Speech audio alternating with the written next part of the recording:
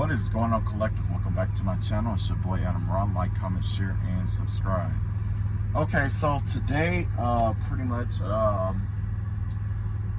didn't really get to, well, I did get some downloads today.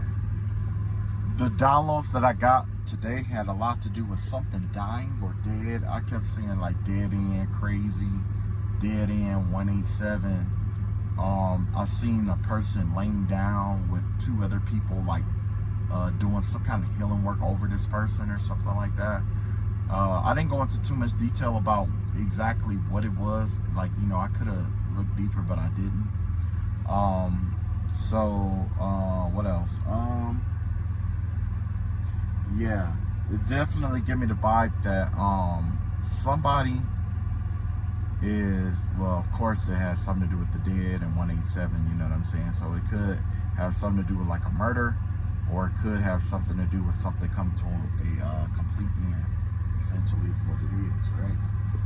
All right, so today I've decided to tap into my book again, and I decided that today I'm going to talk about infinities and magic.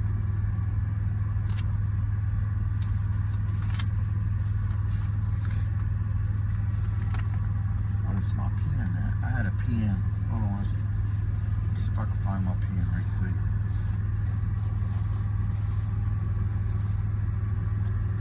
Alright, so basically how this works is, you know, there are concepts in magic which is designed to loop and repeat. Okay? We see this repetition originally in, let's say, I'll start with any pinnacle, and I think the best one to start with, hold on. Alright, I think the best one to start with is the pentagram, okay?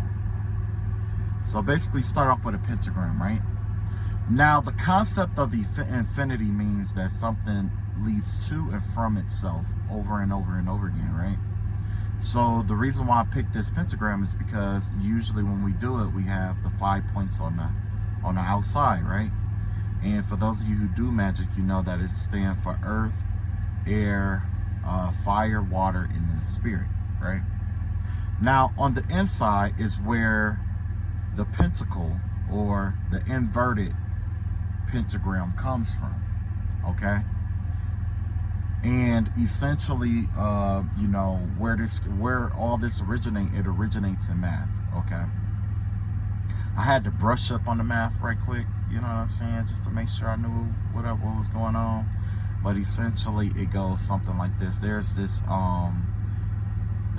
concept where they have, it's like AB equals the square root of 3, right? And basically, if you, you know, long story short, if you simplify this, it ends up being that b squared plus b squared plus b squared is equivalent to a squared, right? So basically what happens is, if you were to apply something like that, let's say with a triangle, right? Basically you'll have these small triangles that's supposed to equate to this one major triangle like that, right? But the thing is that when you take these triangles and you add them into here to try to fill this area, because this is supposed to represent b squared, each of these is supposed to represent b squared, and this is supposed to be a squared. So essentially, if you pay attention to the math, all three of these together should fill this up, right? Well, this is what happens. When you take those three and you put them in, you get parts that overlap. Wait, how did it go? It was, yeah, you put one triangle there, and then you got one triangle here, basically, right? Now, there's parts of this that overlap, and I think it's like right here or something like that. I think like the parts right here overlap, and now you're stuck with another triangle, right? So basically, you'll have to go even smaller. And it just keep repeating where it goes inward, right? But basically, the point that I'm trying to make here is that, you know, with that triangle, right? You when you put those triangles in there, and you know you got 1 in each corner, 1, 2, and 3. What it does is it creates that inverted triangle, right? So what happens after that? If you go even smaller, you're going to create another set of triangles like this, which does what? It rotates it back upright. So it's constantly going from left to right, okay? That's the wheel of karma, okay? In the upright, we have the 5-pointed star, right? But that's if, I'll put it like this, okay? So, and let's say in electronics, right? You have magneticism and you have energy, okay? You have magneticism and you have energy. A magnetic wave comes out like this, then it comes in, then it comes back out like that, where it starts here and it goes out, starts here and it comes out like that. Now with the energetic wave, it's on the other axis where it goes up and then it comes down and then it comes here, right? This is up and down. This is in and out. So I guess if I had to put it in layman's term, it'd be like this, right? This is the best way. This is the best way I can get it to do, right?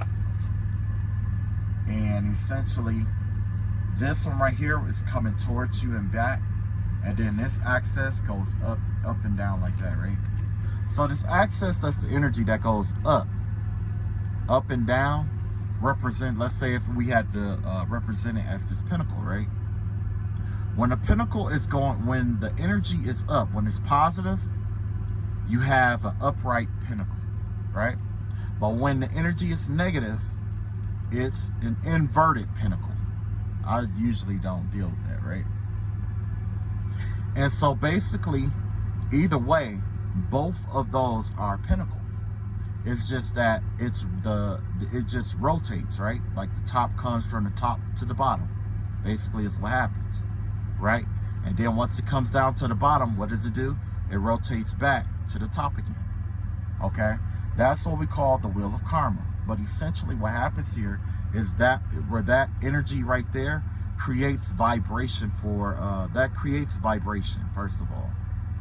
That's what vibration is. It's when something rotates one way and then rotates back the other way like that. You know what I'm saying? That's essentially, well, when you look into electronics and you get into like, what is that? Energy and electromagnetism.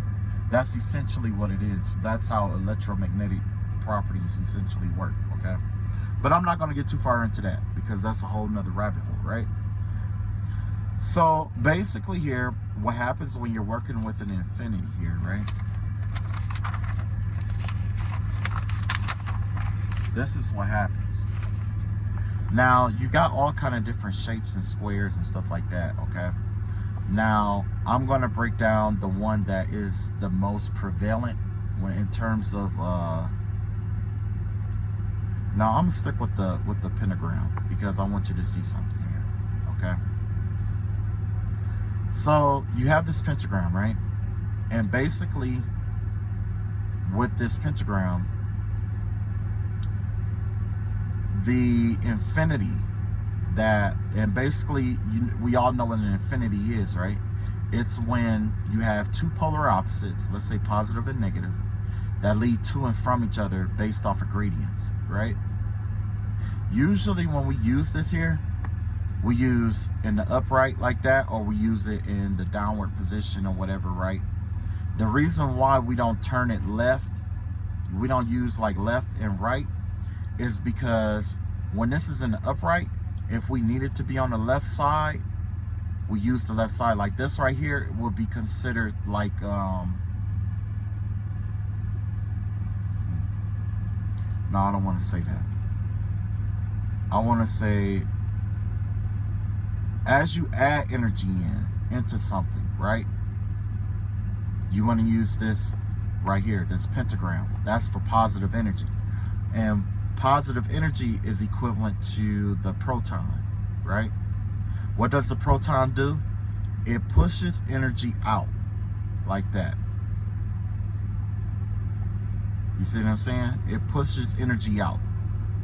Now, if you go to the dark, the bottom, you know, if you go downward, you know what I'm saying? Basically, it's going to be like an electron in which all the energy is compressed inward.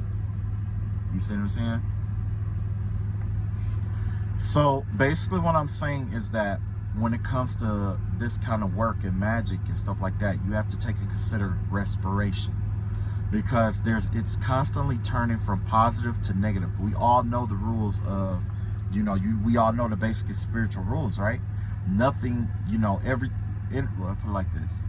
Both the rules of what is that? I want to say it is. Hang on, I gotta roll down. The rule of inertia. How everything wants to continuously move, and nothing is at rest. And that's the same thing in if you had to convert it over to spirituality, it will be as above, so below, I believe, or the law of vibration, where nothing rests, everything is in constant motion. That's what the vibration aspect of magic is. Matter of fact, I think that's what I'm going to do. I'm going to go through the 7 hermetic principles, and I'm just going to convert it over to, like, you know, magneticism and stuff like that, or whatever it may be. But essentially, that's what happened. This pentagram, where the point starts here, as you compress it, or as you use negative energy, that point comes down here. You see what I'm saying? And then as you go this way, that point returns back to its original point. You know what I'm saying? But, you know, there is an access here. You know what I'm saying? So, but anyway, when it comes to the infinities, essentially, that's essentially exactly what it is. Inside the positive, which is the proton, there is a negative force on the inside. Okay? There's a part that's compressing the energy together. We call that what? Nuclear fusion. Right? In nuclear fusion, you have 2 atoms that compress against one another, right? Once they do that, the energy that it releases energy to the outside. Okay? Just like the sun. Right? So when you use the pentagram, you have to take on the concept of using it like the sun, essentially, right? True enough, you could do banishing and, you know, all that other stuff with it or whatever it may be. But the negative aspect of it, though, the bottom part, has to do with nuclear fission. What happens in nuclear fission is that an atom is split in half. The energy from from the atom being split in half, it pushes both into opposite directions, right? And as a result, it creates energy. But that split is what causes the energy to collapse in upon it. Basically, the energy collapses in upon each other, on itself. And essentially is what it is.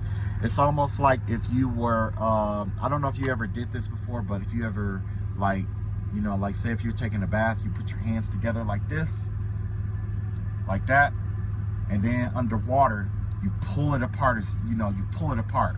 You know what I'm saying? That suction, that vacuum. I guess it would be essentially to like a black hole.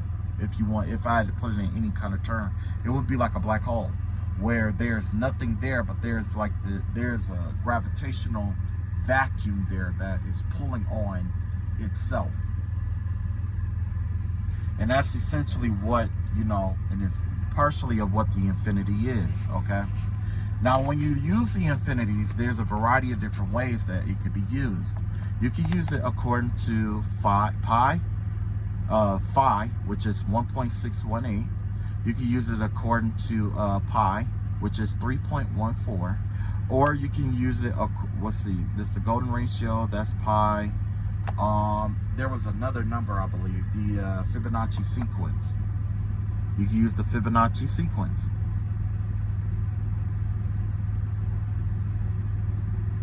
Which is what, 1, 1, 2, 3, 5, 8, 13, something like that, right? But when it comes to infinities, essentially, you know, you can use these energies, you know, and basically when you use the like phi and all of this right here, what you're going to do is you're going to use the square, right? This is the squaring concept, right? And essentially what this is, like say if you're going to use Pythagoras, right? Basically, you have two different ways to do infinities. You can have it where it spirals to the right, or you can have one that spirals to the left. Of course, of course you have to know if you're going to use positive or negative energy, right? If you're using positive energy, you want it to spiral from the inside out to the left, like that. If you're going to use negative energy, well, you know, the absorbing energy or the negative energy or whatever, you're going to have to use it where it's starting in the center and it's going, I want to say, to the right, like that. Okay. Now, what this looked like, and I'm pretty sure you guys already know what the Fibonacci sequence looked like. You know, you got let's say one square, and then, you know, that's like 1 by 1. And then you add another square onto it like that, like right here. And then you add another square coming back this way. And then you add another square coming down this way. And then you add another square coming back over this way. You know what I'm saying? And then essentially that's what your infinity is. It's coming here, here, here, here, here, here. And then it's just coming up and around. You see what I'm saying? Now, the opposite would be true when you are doing compression work. Essentially, what this compression work would involve is compressing or binding, okay? And I'm not talking about binding people. I'm talking about you are banishing, essentially, right? With a banishment, it goes in the opposite direction, right? Where it goes here, it goes like that, right? So you're going to start big like that, and then you're going to come in. And then you're going to come in here. And then you're going to come in here. And then you're going to come in here. And then you're going to come in here. And then you're going to come in here. Because essentially what it's going to do is, I think I did it right. You're going to start here. And you're going to go here. Here. Okay, I'm supposed to go here. And then from here, it just keeps splitting. You know what I'm saying? It just keeps, wait, did I do it right? No, you get what I'm saying. Because I know it's like you start off here, that's 1 and 1, but instead of like going to the right, I think you go to the left and you make it bigger here, so it goes pretty much here to here, and then it comes out like that, and then you go here, and then you go down like that, and it goes here. You see what I'm saying? So with this concept, okay, and I'll have to get deeper into actually applying this another, you know, later, but essentially this is how the pentagram and the energy that you use is correlated to electromagnetism, okay? Because in the law of, what is that? Matter of fact, I guess I'll come in, you know, add that in there, but with the law of the Hermetic principle, spiritual law of what is that? Vibration. Everything vibrates and nothing rests. Everything is in constant motion. Everything is going from left to right. Nothing technically rests. That's why when you have, you know, if we had to correlate it to, let's say, chemistry, right? If we had to correlate it to chemistry, that same concept, right? We know that on that grid, when we go up, we got that pentagram. When we go down, we got that, you know, lesser pentagram. I call it the lesser pentagram, right? So basically, if we had to correlate it to chemistry, the best one I could think of is like a carbon atom with oxygen on the outside, right? They both have positive on this side, and this is negative on this side, right? So, well, I should put it down here. Sorry. Oxygen, you know, and what happens is these two are polar opposites, right? So when you have two polar opposites, like with magnets, what do? They repel each other. which causes this molecule to rotate one way and then rotate the other way. Okay, so it's going to rotate this way, and then it's going to rotate that way, and it's going to rotate this way, and then it's going to rotate that way, and it's going to rotate this way, and it's going to rotate that way. You know what I'm saying? It going back and forth like that, like a steering wheel, basically. That essentially is what vibration is. Okay? And, you know, just because it got, you know, two positives and stuff like that, you know, one direction, although it's positive, more, you know, it's positive, they're both positive. In one direction, this carbon dioxide is experiencing a positive, you know, has more of a positive charge. And then as the negative energy balances it out, which is actually like a counterbalance. You see what I'm saying? It's like a counterbalance. It guides this back the other way. You got that negative aspect down here. So this is how it correlates with this is how magic correlates with what is that? Arithmetic, mathematics. We correlated with arithmetic, in which we talked about the, you know, the pi, the phi, the golden ratio, what is that? Fibonacci sequence in terms of rotation. You know what I'm saying? If you were to, you know, add rotation to it, but essentially, what happens here with the pentagram is this. Now you have that inverted pentagram right here. Of course, you would, you know, you would draw that out or whatever. And after you draw that out, on the inside, you'll have another pentagram. And then you'll have another inverted. And then you'll have another pentagram. And then you have another inverted. And then you have another pentagram. And it just continues to go further and further. And then if you were to do it in the opposite direction, it pretty much would be like, you know, pretty much that's the pentagram. And then you got these, wait, what is it? These points here. That's going to create your, well, would be inverted. And then when you take those points and you extend them out, you extend these points out, and then that's where you would get another, you know, inverted pentagram. And then, you know, you just keep going back and forth, back and forth, back and forth, back and forth, essentially. But yeah, we correlated that magic with the arithmetic.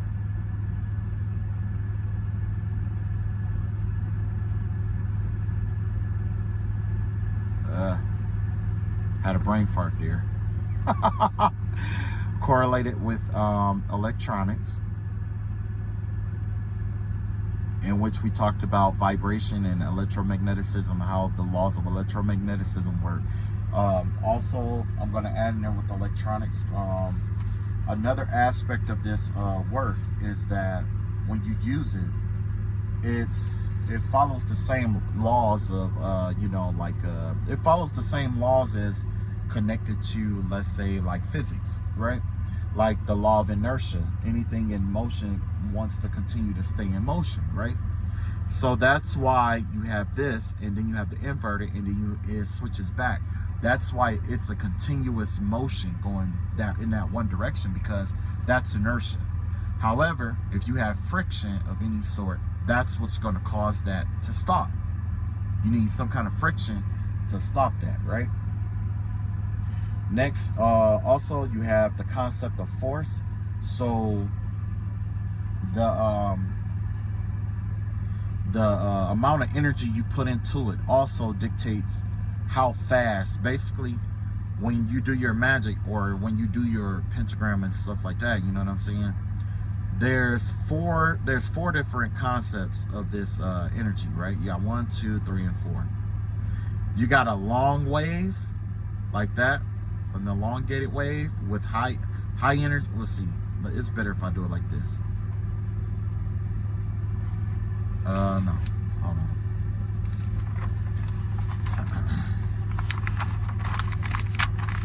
All right. So when the concept of force with this pentagram is this. You got energy, and then you got frequency. right? Just like that, right? You got high frequency here, you got low frequency. You got high energy, and then you got low energy, right? So you got high and high here, you got high low here, you got low high here, and then you got low low here. So basically, if I was to do, let's say, high energy, high frequency, it would be something like this. Okay. And then if it was, let's say, high energy, low frequency, it would be high like that, but low it would be high up like that, but it's like that. High frequency, high energy, low frequency. And then you have, let's say, what is that?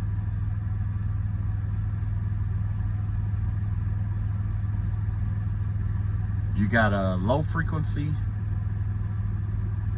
with high energy, right? I think these two pretty much be the same. Let's see here, the low and the high. I think those two will be the same. The only other one is this right here, which is low energy, low frequency, high energy, high frequency. High energy, high energy, high frequency, energy, low frequency. And then let's see, maybe I could do it because it say a low. What's that? Low frequency? No, high frequency, low energy. Yeah, high energy, low frequency, and then the low frequency would be like this. It'd be like that. Something like that, whatever. All right, so basically, yeah, man. So the reason, all of this comes out like this, right? Because a lot of people are like, well, how do you use it? Well, everybody know when you use magic, there's energy, there's frequency, and then there's vibration, right? Energy, frequency, and vibration.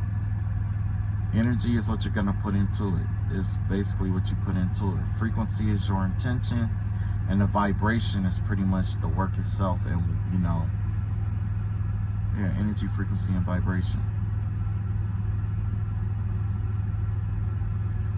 So you got energy, energy, frequency, and vibration. That's everything that it is.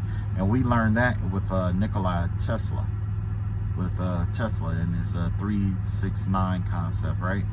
He was talking about everything in the universe is energy, frequency, and vibration. So with that being said, it also applies to spirituality, right? All right, that's all I got for today. That's all the correlation I'm gonna do. The next video, I keep putting it off, but I am gonna pull cards this next video.